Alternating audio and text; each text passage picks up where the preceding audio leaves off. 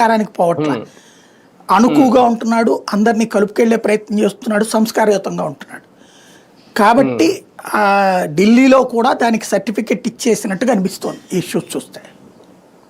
అంటే line clear అయిపోయింది sir. కానీ సాధారణంగా అంటే ఇప్పుడు కాంగ్రెస్ పార్టీలో మన్మోహన్ సింగ్ తర్వాత రాహుల్ గాంధీని యాక్సెప్ట్ చేయలేదు ప్రజలు, తర్వాత మిత్రపక్షాలు కూడా యాక్సెప్ట్ చేయలేని పరిస్థితి. మొన్న కూడా ఐఎన్డీఏ కూటమి పెట్టిన తర్వాత కూడా ఆంధ్రప్రదేశ్లో రేపొద్దున్న ఓకే ప్రజలు ఎంతవరకు యాక్సెప్ట్ చేస్తారు, లేదంటే ప్రజల యాక్సెప్టెన్సీతో సంబంధం ఉంటుందా లేదా, అది ఎన్నికల మీద ప్రభావం చూపిస్తుందా లేదన్నది ఒకటి.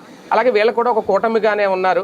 Okay Bharatiya Janata party okay చేయొచ్చు, మిత్రపక్షాల్లో ఏమన్నా విభేదాలు వస్తాయా, ఆ జాగ్రత్తలు ఏమన్నా తీసుకుంటున్నారా, అందుకే తొందరపడి ప్రకటన చేయడానికి కాస్తంత ఏమన్నా ఆలోచిస్తున్నారా? అంటే మీకు ఇక్కడ ప్రాక్టికల్ పాయింట్ ఏంటంటే 2009లో ప్రధానమంత్రికి రాహుల్ గాంధీని రెడీ చేసింది పార్టీనే ఒప్పుకుంది, అతను ఒప్పుకోరా.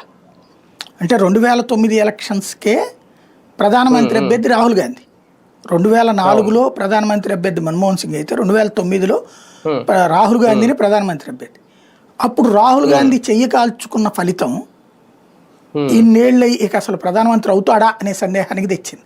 ఎందుకని ఆనాడు సీట్లు పెరిగినాయి, కాంగ్రెస్కి 205 సీట్లు వచ్చినాయి, అంతకుముందు 152 సీట్లు 2004 నాటికి.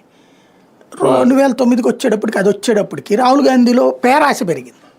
అది యాక్చువల్గా ఏంటంటే ఆ టైంలో బీజేపీ అద్వానీని ముందు పెట్టడం, వాజ్పేయి డౌన్ అయిపోవడం, హెల్త్ పరంగా లీడర్షిప్ కొరవడింది బీజేపీకి.